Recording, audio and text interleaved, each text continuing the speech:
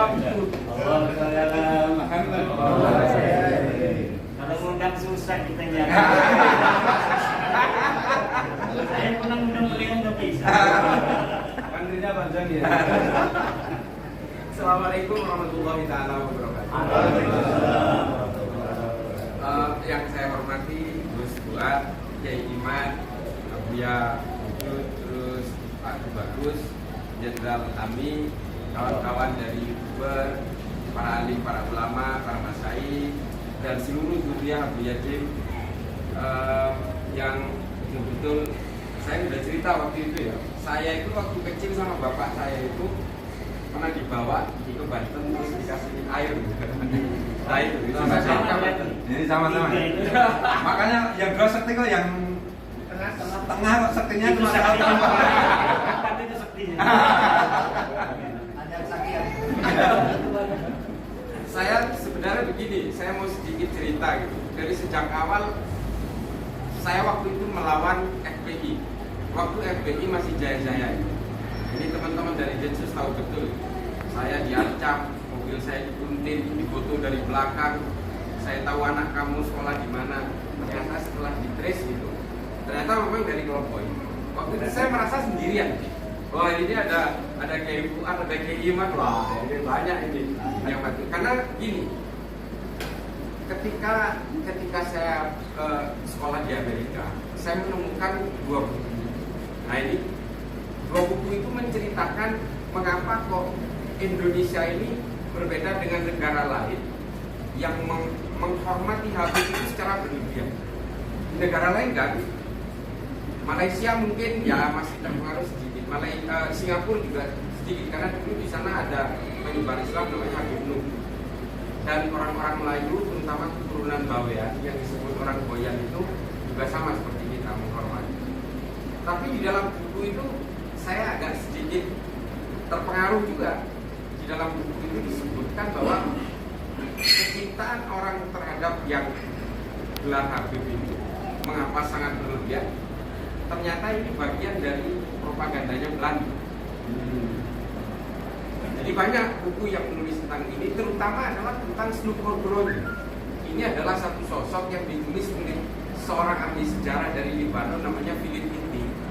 Dia nulis nama bukunya ini karena dia orang Barat ya. Dia nulisnya di Amerika, nulisnya Sejarah Bangsa Arab, Story of the Arabs.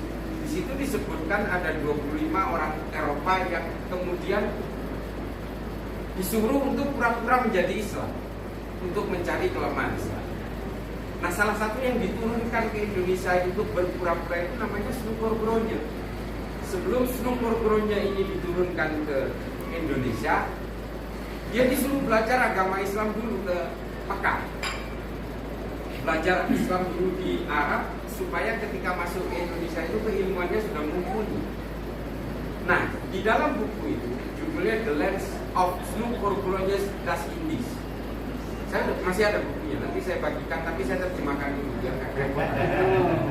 Nah, di situ dijelaskan temuan Snuppergronya di Arab itu ternyata itu memang orang Indonesia yang sekolah di Mekah atau di Madinah atau di Jeddah. Ketika itu di Jeddah itu ada salah satu sekolah agama yang sangat masyhur, yang sekarang sudah tidak ada.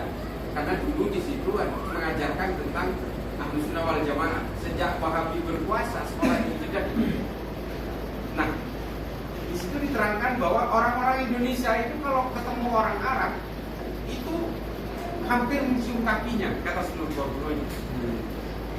Dan sepintar apapun orang Indonesia kepada orang Arab yang bodoh pun dia tetap mencium kakinya. Itu misal Snuppergronya. Salah satu yang disebut dua orang pintar dari Indonesia itu adalah Zainuddin yang berasal dari Sumbawa. Ini di dalam bukunya Snuppergronya. Dan yang satu lagi adalah Abu Bakar Jayadiningrat. Ini dua orang pintar dari Indonesia yang tetap mencium kakinya orang Arab. Bahkan di situ kata Snuppergronya, meskipun dia ini orang Arab yang tidak jelas asal usulnya, pun orang Indonesia itu tetap mencium kakinya, kurang lebih seperti itu. Nah, inilah kemudian yang dipresentasikan oleh Snuppergronya ketika kembali ke Belanda di hadapan ratu dan di seluruh stakeholder penjajah waktu itu, Dia membuat disertasi namanya The Feast of Mekah, penaklukan Mekah lah, kurang lebih seperti itu. Nah, lalu dia memberi saran kolonial Belanda supaya ada bandul politik penyimpang untuk meredam kekuatan-kekuatan sisa Pangeran Diponegoro. Ini harus mendatangkan orang-orang Arab dari Gujarat dan Hadramut yang kemudian ketika di Indonesia itu harus disulap bahwa mereka ini apa? Durian Yunani. Nah, dari situ kemudian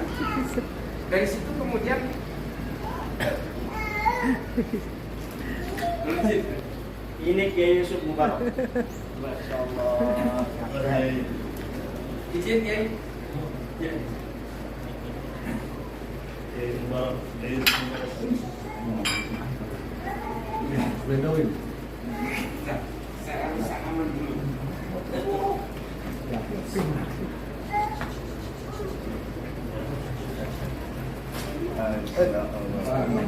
Gimana nih?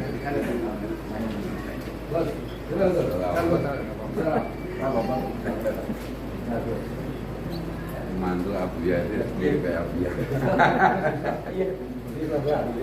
Alhamdulillah. Ayo Kiai, boleh Kiai. Abang Yusuf. Ini Abang Mujib.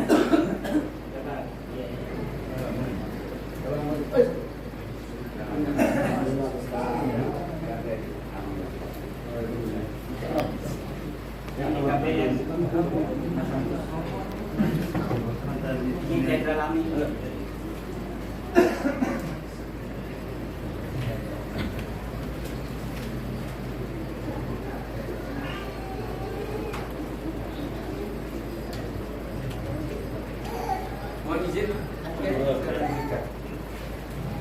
Nah, lalu kemudian ketika saya membaca itu, ketika saya kembali ke Indonesia, ternyata saya menemukan itu. Dan saya tuh agak sedikit kaget ketika tahun 2012 saya menghadiri salah satu haul seorang Habib di M4 Bogor. Nah, dalam pidatonya itu betul-betul menyakitkan buat saya. Bahwa kalian ini pribumi, kalian semua ini kalau kami ini nggak datang, buyut kami nggak datang ke sini, kalian masih menyembah pohon kan? Nah, ini yang saya betul-betul berontak ketika itu. Sampai saya datang ke sana itu bersama rombongan Habib dari Jakarta. Karena saya ngaji Irsyadul Ibad itu dan ngaji hikam itu kepada salah seorang Habib dari Kalongan, tapi di Jawa. Nah, ini kemudian membuat saya tinggalin itu Habib sampai saya lupa. Saya balik lagi dari tol Jagorawi untuk menjemput. Waduh, saya tinggalin Habib. Saya jemput lagi. Saya kaget waktu itu. Loh, ini apa-apaan ini? Nah, dari situlah kemudian saya mulai ada ketertarikan. Ternyata kita semua ini sudah dihipnotis oleh Belanda, bahwa apapun yang bertampang Arab itu seolah-olah Habib yang kemudian kita betul-betul menjadi imperial. Sama seperti ketika pengkondisian Abu Bakar Jayadiningrat dan Kiai Zainuddin dari Sumbawa yang diceritakan oleh Sunan Kudus. Dan produknya kita rasakan hari ini. Dan saya betul-betul kaget ketika ada seorang kiai dari Jawa Timur yang tergabung dalam NU garis miring mengatakan sampai kapanpun bangsa Arab itu akan terahnya jauh di atas kita. Ini adalah terah yang sangat mulia. Wah, saya makin penasaran lagi. Saya baca Al-Mujallah Sawajahilul Ilmi. Di situ saya berkenalan dengan tulisan Abu Bakar Ahmad Al-Binawawi. Saya baca semua kitab-kitab klasik yang menerangkan tentang genealogi dan histori tentang kesukuan di Arab. Dan tidak terbukti di situ. Bahasa dari seorang kiai dari Jawa Timur ini ternyata memang penafsiran sepihak.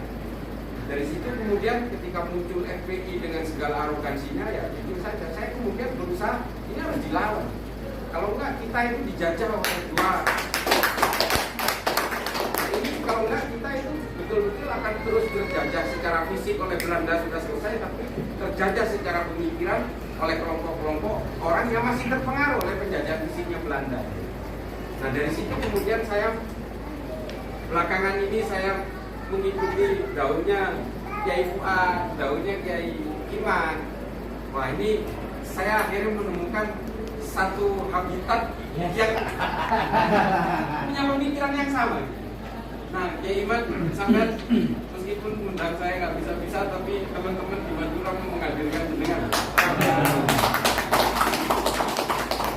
Nah, ini teman-teman NU dari Pamekasan yang selama ini didatangi oleh Pak Asmid dan sebagainya itu, termasuk Pak Hanif, itu kan sering datang ke sana. Nah, ini ingin menghadirkan Gus Iman supaya kita itu kalau kata Ibnu Rushd itu, kalau di tahafud itu kan manusia yang paling berbahaya itu lalu hanya mendengarkan satu orang membaca satu buku, lalu satu orang dan satu buku ini dianggap satu kebenaran yang paling mutlak. Ini yang paling bahaya kata Ibnu Rushd. Makanya kita harus mendatangkan penyeimbang supaya orang itu tidak hanya terjajah oleh satu pemikiran.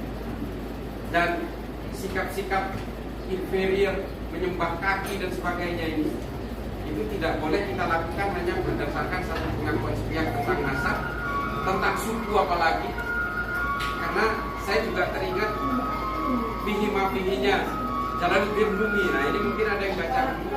Itu dikatakan bahwa semua manusia, apapun agamanya, apapun sukunya, diciptakan oleh Tuhan yang sama.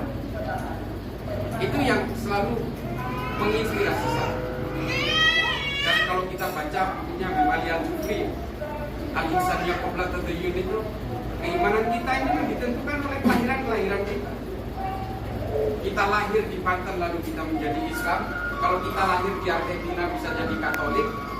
Artinya kemudian kemanusiaan itu tidak ada batas, tidak boleh dibatasi oleh keimanan dan tidak boleh dibatasi oleh persoalan-persoalan primordial lain. Kalau saya itu, dan Gus Iman ketika saya lihat videonya ini, wah ini saya pernah ketemu ini. Biasa musuh akrab setelah saya musuh akrab dia. Wah saya pernah ketemu, saya cari nomor kontak, oh saya punya. Aduh, alhamdulillah. Pernah berjejer. Pernah jadi pembicara bareng. Iya, cuma karena saya belum kenal waktu itu pamor saya lebih kan. Ampun dia. Nah ini teman-teman di Madura mau menghadirkan Kiai. Nanti kita kontak ini. Siap. Ada beberapa, kalau nggak salah ada berapa titik di Pamekasan. Kebetulan saya ada jalan masuk. Wes. Iya.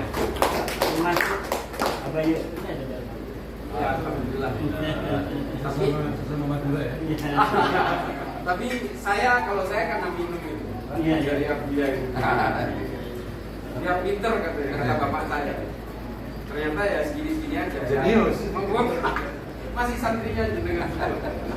Terima kasih, itu aja yang mungkin saya ceritakan. Nanti ini buku dari yang menerangkan tentang yang saya ceritakan tadi. Itu nanti saya terjemahkan dulu, nanti saya kasihkan. Aja 11 halaman. Inggrisnya. Kalau di Indonesia kan biasanya jadi 22 halaman. Karena bahasa Indonesia itu agak rumit, menerangkan satu benda itu bisa bermacam-macam maknanya. Jadi saya kira itu saja. Wallahul muwaffiq ila aqwamit thoriq. Wassalamualaikum warahmatullahi taala wabarakatuh.